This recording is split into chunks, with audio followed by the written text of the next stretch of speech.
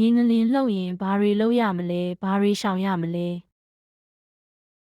မြင်းငလင်လှုပ်နေတော့ဘာလုပ်ရမလဲဆိုတာသိထားခြင်းကတင့်ကိုရောတင့်မိသားစုကိုပါကာကွယ်ပေးနိုင်ပါတယ်အသက်အန္တရာယ်ကင်းရှင်းဖို့အတွက်အရေးကြီးတဲ့အချက်တွေကိုလေ့လာထားကြရအောင်အဆောက်အုံအတွင်းမှာဆိုရင်ခိုင်ခန့်တဲ့စပွဲအောက်ဒါမှမဟုတ်တကားပေါက်မှာချက်ချင်းဝင်ပုံးပါခေါင်းကိုလက်နဲ့ကာကွယ်ထားပါသတင်းပေါက်တွေမှန်တွေနဲ့အပြေနံရံတွေနဲ့ဝေးနေပါ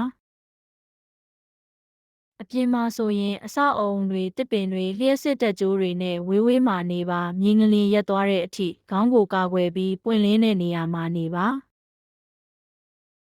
ဓာတ်လေကားကိုလုံးဝမသုံးပါနဲ့လှေကားကိုအသုံးပြုမယ်ဆိုရင်လည်းသတိထားပြီးအမြန်ပြေးဆင်းတာကိုရှောင်ပါ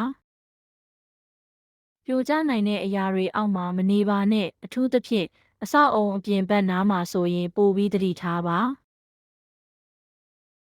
ငလျင်ရက်သွားပြီးနောက်မှာအန္တရာယ်ကင်းကြောင်းတေချာအောင်စစ်ဆေးပါထိခိုက်ဒဏ်ရာရသူတွေကိုကူညီပါနောက်ဆက်တွဲငလျင်တွေအတွက်လည်းအမြဲတမ်းထားပါ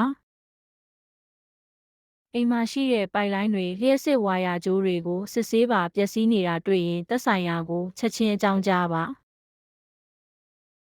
မြင်းငလျင်အန္တရာယ်နဲ့ပတ်သက်ပြီးပိုမိုလေ့လာခြင်းနဲ့ဆိုရင်သက်ဆိုင်ရာအဖွဲ့အစည်းတွေရဲ့ website တွေကိုဝင်ရောက်ကြည့်ရှုနိုင်ပါတယ်။တင့်မိသားစုနဲ့အတူလေ့ကျင့်ခန်းတွေပြုလုပ်ပြီးကြိုတင်ပြင်ဆင်ထားခြင်းက